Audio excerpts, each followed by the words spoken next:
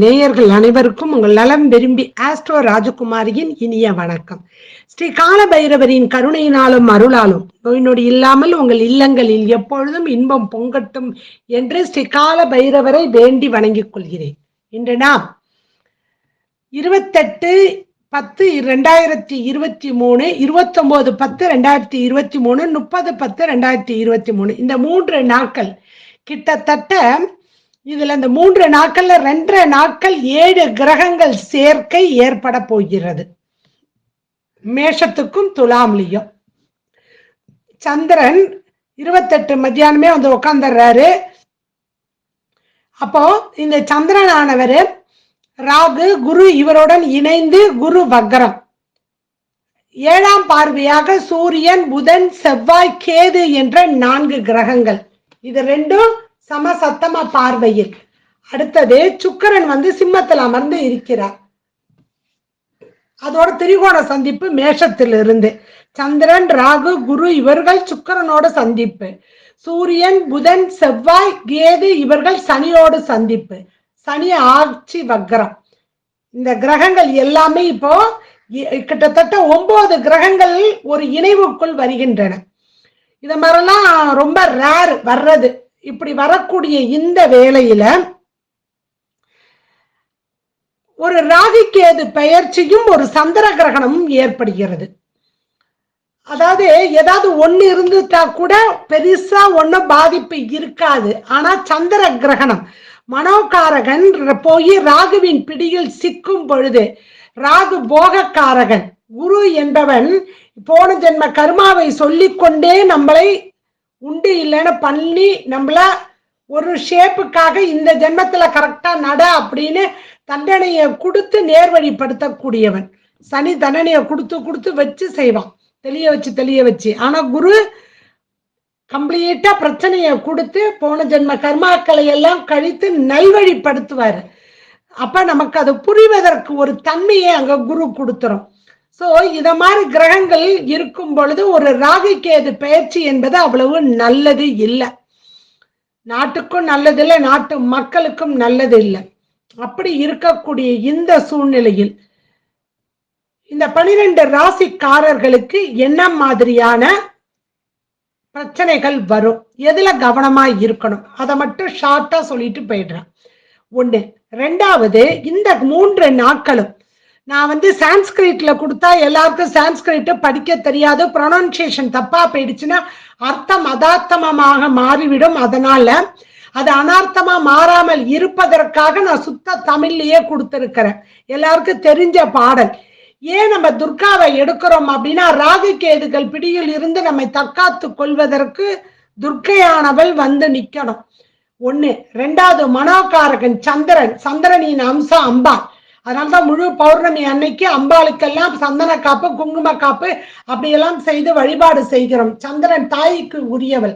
அதனால அவளை பிடிக்கும் பொழுது அப்படி வெறும் தாயா இருக்கக்கூடாது. தாயானவள் நம் தவறு செய்யும் பொழுது நம்ம ஆபத்துக்கள் வரும் பொழுது ஒரு அன்னையானவள் அமைதியாக இருக்கிறவள்.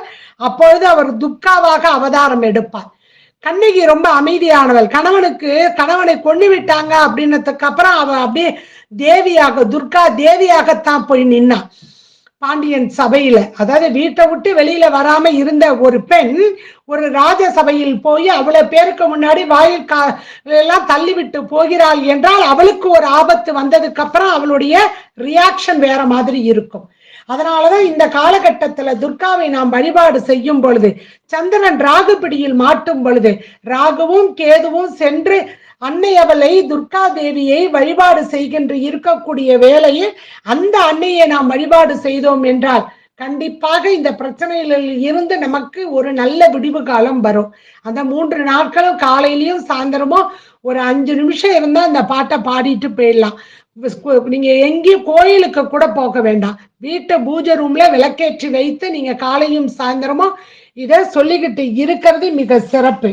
அதே வேளையில நீங்க சந்திர கிரகணம் அன்னைக்கு காலையிலேயே வந்து தீபம் ஏற்றி அந்த தீபம் அணையாம அன்று முழுவதும் அன்று இரவும் எரியற மாதிரி ஃபுல்லா தீபம் ஏற்றுங்க. ஏன்னா நல்லெண்ணெய் தீபம் ஏற்றி அதிலிருந்து வரக்கூடிய அந்த வாசனைகள் ஆனது கண்டிப்பாக நல்லது ஒரு பலனை கொடுக்கும்.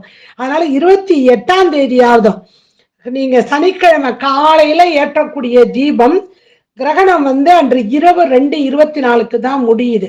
ஞாயிற்றுக்கிழமை விடிய காலம் வரைக்கும் எரியற மாதிரி அப்பப்ப பார்த்து எண்ணெய் விட்டு ஒரு தீபம் ஏத்துங்க. இல்ல காமாட்சி அம்மன் விளக்கு இல்லைன்னா கூட ஒரு பெரிய அகல் விளக்கு மடல் வாங்கி வீட்டுல வச்சு ஏற்றி வழிபாடு செய்யுங்க. பெரிய அகலை வாங்கி எண்ணெய் ஊற்றி. ஏன்னா அந்த தீபம் எரிய எரிய எந்த ஒரு கெட்ட சக்திகளும் எந்த கெட்ட எண்ணங்களும் நமக்கு வராது. அதனாலதான் துர்க்கையானவள் கையில் இருக்கக்கூடிய ஆயுதங்கள் எல்லாம் என்ன மாதிரி பலன் தருதுன்னு அதை நான் தனியே ஒரு வீடியோ கொடுக்கறேன். இப்ப இந்த காலகட்டத்துல இந்த சந்திர கிரகணத்தோடு ராகு கேது பெயர்ச்சி வரக்கூடிய காலகட்டத்தில் ராகுவும் கேதுவும் சென்று துர்க்கையை வழிபாடு செய்யக்கூடியவர்கள். அதனால் அந்த துர்காவுக்கு உரிய அந்த பாடலை துர்கா அஷ்டமியாக அஷ்டகமாக இருக்கக்கூடியதுடைய தமிழ் வெர்ஷன் உங்களுக்கு கொடுக்கப்பட்டிருக்கு. அதை நீங்க பாடும் பொழுது அந்த 16 கைகளோடு தேவியானவள் தன்னை அணைத்து நமக்கு நல்லருள் செய்வா. சரிங்களா? வாங்க ஒவ்வொரு ராசிக்கு என்ன மாதிரி இந்த காலகட்டங்கள் எந்த இடம் உங்களுக்கு அவஸ்தைகள் வரும், எப்படியெல்லாம் உங்க மனோபாவம் இருக்கும் அப்படிங்கிறத பத்தி பார்ப்போம். பாருங்க ஒவ்வொரு ராசியா பார்ப்போம். விருச்சிக ராசி நேயர்களே, உங்க ராசிக்கு 6ஆம் இடத்துக்கும் 12ஆம் இடத்திற்கும் தான் இந்த சந்திர கிரகணம் நடைபெற போகிறது. அப்படிப்பட்ட ஒரு சூழ்நிலையில் உங்க ராசி அதிபதி விரயத்தில் அமர்ந்து 6ஆம் இடத்தை தன் வீட்டையே பார்க்கிறாரு. அதனால அது ஒண்ணும் பெரிய இது கிடையாது, நஷ்டம் கிடையாது. அது ஒரு நல்லது. அதே நேரத்துல அவரு ராகுசாரம் ஏறி நிக்கிறாரு. உங்க ராசி அதிபதி ராகுசாரம் ஏறி உட்கார்ந்துருக்காரு. 10ஆம் அதிபதியாக கர்மஸ்தானாதிபதி ராகுசாரம் சூரியன். புதன் 8க்கும் 11க்கும் அதிபதி உங்க ராசியில விரயத்துல உட்கார்ந்துட்டு இருக்காரு. ஒரு நல்லது ஒரு கெட்டதுமாங்கல்ல. அதாவது 12ஆம் இடத்துல இருந்து தன் வீட்டையே செவ்வாய் பார்ப்பது நல்லது. ஆனா கேது பகவான் செவ்வாய் சாரம் ஏறி நிக்கிறாரு. ஆனா செவ்வாய் ராகு சாரம் ஏறிட்டாரு. அதனால செவ்வாய்ங்கிறது ரத்தம். சின்ன அடியாதும் படுங்க 3 நாள்.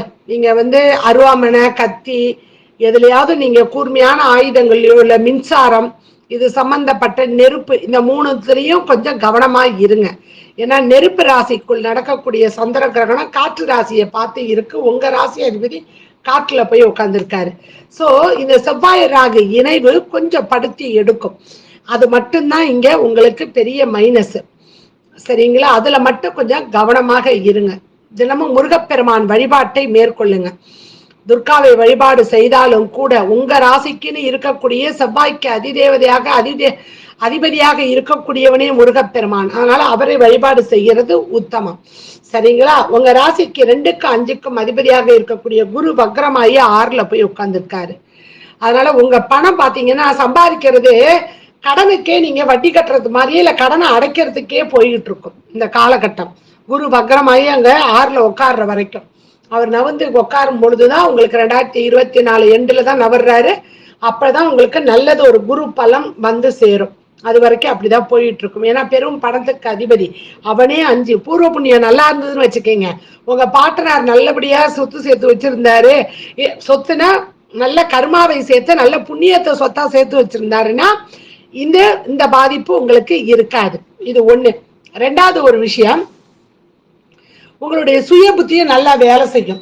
இப்ப 5ஆம் அதிபதி போய் வக்கரமாகி உட்காரும் பொழுது நட்பு கிரகம் உங்களுக்கு குரு வக்கரமாகி ராகுவோட மாட்டி இருக்கும் பொழுது புத்தி கொஞ்சம் ஜிக்ஜாக்கா போகும்.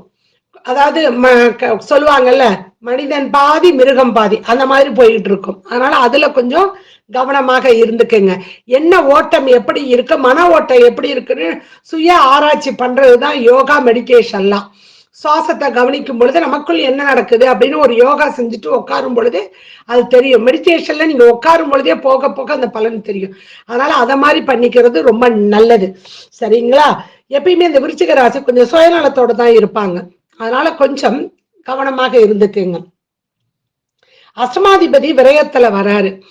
அப்ப அதாவது நோய்வாய்ப்பட்டு அவஸ்தைப்பட்டு கொண்டு இருக்கக்கூடியவர்களுக்கு கொஞ்சம் நோயினுடைய தாக்கம் அதிகமாக இருக்கும். இல்ல அப்படின்னா நோய்க்காக அதிக செலவு பண்ணக்கூடிய ஒரு சூழ்நிலை இப்ப வரும். ஏன்னா தாக்கம் அதிகமாயிட்டாலும் அடுத்தது மருத்துவர்கிட்ட போகணும், அடுத்தது ஹாஸ்பிட்டலுக்கு போகும் பொழுது அந்த செலவாகும் பாருங்க. அந்த மாதிரி ஒரு செலவு வைக்கக்கூடிய ஒரு காலகட்டமாக இது இருக்கும். ஏன்னா ராகு 5ஆம் இடத்துக்கும் கேது 11க்கும் போகிறார். கேது 11க்கு போறது நல்லதுதான். ஆனா இந்த ராகு கேதுகள் உச்சமும் நீச்சமும் ஆகக்கூடியது உங்களுடைய ராசியில தான். அப்படி இருக்கும் பொழுது இந்த ராகு பகவான் உங்க ராசியோட திரிகோண சந்திப்புல இருப்பாரு, போகத்தை தூண்டி விடுவாரு. அதுக்கான முத்தாய்ப்பா தான் இப்ப இந்த ஆரம்பம் 6ஆம் இடத்துல. அதுக்காக கடன் வாங்கியாதும் நான் செலவு பண்ணணும். ஒண்ணு பெருமைக்காக செலவு பண்ணணும், இல்ல அப்படின்னா நான் கடன் வாங்கி நான் ஊர் சுத்துறது மொத்த வேலைகள்ல. ஏன்னா சந்திரனுங்கிறது உங்களுக்கு பயணத்தை குறிக்கக்கூடியவன், அப்படி போகணும் அப்படின்னு. ஏன்னா உங்க ராசியில சந்திரன் நீச்சம். அப்ப மன நினைப்பதெல்லாம் செய்யணும் அப்படிங்கிற ஒரு சூழ்நிலைக்கு நீங்க கொஞ்சம் கொஞ்சமா போயிட்டே இருப்பீங்க. அதுல கொஞ்சம் கவனமாக இருந்துக்கங்க. பிள்ளைகளுக்கு உரிய அந்த 5ஆம் இடம் அவனே குருவாகி 6ல உட்கார்ந்துருக்காரு. பிள்ளைகளுக்கு கொஞ்சம் உடல்நிலை படுத்தும், கொஞ்சம் பிள்ளைகளுடைய ஆரோக்கியத்துல கவனம் செலுத்துங்க. அவங்க சாப்பாட்டுல கொஞ்சம் கவனம் செலுத்துங்க. எதுவும் ஃபுட் பாய்சன் ஆகாம பாத்துக்கங்க, சரிங்களா? உங்களுடைய முயற்சியில சின்ன சின்ன தடைகள் எல்லாம் வந்து கொண்டே இருக்கும். 3க்கு 4க்கு அதிபதி ஆட்சி வக்கரத்துல சனி பகவான் அமர்ந்து இருக்கிறார். பகை கிரகம் உங்களுக்கு.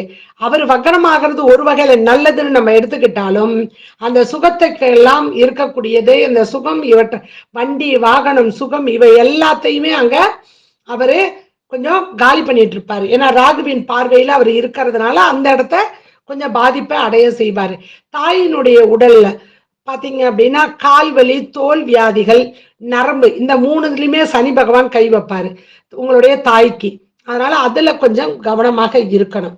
7ஆம் அதிபதியாக இருக்கக்கூடிய சுக்கிரன் பாதகஸ்தானத்துக்கு வந்து உட்கார்ந்துருக்காரு 10ல. சமமான கிரகம் புதனும் சுக்கிரனும். அப்படி இருக்கும் பொழுது 10, 12 அதிபதிகள் பரிவர்த்தனையாகி சுக்கிரனும் சூரியனும் அமர்ந்திருக்கிறார்கள். அப்படி இருக்கும் பொழுது உங்களுடைய அதாவது உங்களுடைய வேலை நிமித்தமாக பணம் சம்பாதிக்கிறதுக்குன்னு நீங்க அது தொழிலா இருக்கலாம், வேலையா இருக்கலாம், எதை எடுக்கிறீங்களோ அதுக்குள்ள நிறைய அலைச்சல்கள் இருக்கும். அந்த அலைச்சல்கள் வீண் விரயத்தை கொண்டுட்டு போய் கொடுக்கும். அதாவது ஒண்ணு நேரம் விரயமாகும், இல்ல உங்களுடைய உடல் உழைப்பு விரயமாகும். சோ இந்த மாதிரி எல்லாம் பண விரயமாகும். இது எல்லாம் ஏற்படுவதற்கான வாய்ப்புகள் கொஞ்சம் அதிகமாக இருக்குது. ஏன்னா 10, 12 பரிவர்த்தனை நல்ல பரிவர்த்தனை கிடையாது. அது ஆகி உட்கார்ந்துருக்கு. திரிகோண சந்திப்பு வேற 6க்கும் 10க்கும் இது. அப்ப நீங்க எவ்வளவுதான் அடுத்தவங்களுக்கு நீங்க என்ன நினைச்சிருப்பீங்க, நம்ம போய் அவங்களுக்கு சர்வீஸ் பண்ணக்கூடிய இடத்துல இருந்தாலும் இல்ல வேலை செய்கின்ற இடத்துல அடுத்தவங்க வேலையை இழுத்து போட்டு நீங்க செஞ்சாலும் நல்ல பேர் வராது, சரிங்களா? அதை முதல்ல புரிஞ்சுக்கிங்க. நல்ல பேர் வராது சாமி. இழுத்து போட்டு நீங்க நல்லா வேலை செஞ்சு எனக்கு நல்ல பேர் வரணும்னு நீங்க நினைச்சீங்கன்னா அதை விட ஒரு முட்டாள்தனம் கிடையாது. உங்க வேலை என்னவோ கரெக்டா அதை பார்த்துக்கிட்டு அடுத்தவங்களுக்கு கூழ கும்பிடு போடாம அந்த வேலையை கத்துக்கிட்டு நீங்களே இறங்கி செய்கிறது, அடுத்தவர்கள் உதவி இல்லாம உங்க வேலையை நீங்க பார்த்துட்டு போனீங்கன்னா வேற எதுக்குமே நீங்க கவலைப்படாம ஆண்டவன் துணை இருக்கான்னு போயிடுங்க. அது ரொம்ப ரொம்ப முக்கியம், சரிங்களா? இந்த மாதிரியான ஒரு சூழ்நிலையில 12ஆம் இடத்துக்கும் 4ஆம் இடமும் திரிகோண சந்திப்பு, அதுவும் நல்லது கிடையாது. அதான் சொன்ன சுகம் கெடும் அப்படின்னு, சரிங்களா? இதையெல்லாம் கொஞ்சம் கவனமாக இருங்க. விருச்சிகம் எப்பவுமே கொஞ்சம் சுயநலமாக இருக்கும். உங்க மனசை மாசுபடுத்தி நல்ல ஒழுக்கத்தோடு உங்க மனதுல முழுவதுமாக இறைவனுடைய நாம ஜபத்தை சொல்லிக் கொண்டே இருக்கும் பொழுது அந்த முருகப்பெருமானை யாம் இருக்க பயமேன் என்று வந்து நின்று உங்களுக்கு அருள்பாலிப்பார். தன்னிலம் இல்லாத தயால குணத்தோடு தயால இதயத்தோடு இறைவனை நீங்க போய் கோயில்ல சரணாகதி அடையணும். அப்படி அடைஞ்சீங்கன்னா கண்டிப்பாக நல்ல ஒரு முன்னேற்றத்தை உங்களுக்கு கொடுத்து இறைவன் உங்களை நல்வழிப்படுத்துவான். அது நிசத்தன உண்மை, சரிங்களா? அடுத்ததாக தனுசு ராசிக்கு இந்த கிரக நிலைகள் என்ன மாதிரியான பலன்களை கொடுக்கும் அப்படிங்கிறத பத்தி பார்க்கலாம். நன்றி, வணக்கம். ஸ்ரீ குபேரன் டிவியை பார்த்தமைக்கு நன்றிகள். மேலும் இது போன்ற தகவல்களை தெரிந்து கொள்ள ஸ்ரீ குபேரன் டிவியை சப்ஸ்கிரைப் செய்யுங்கள். மறக்காமல் பெல் ஐக்கானை கிளிக் செய்யுங்கள்.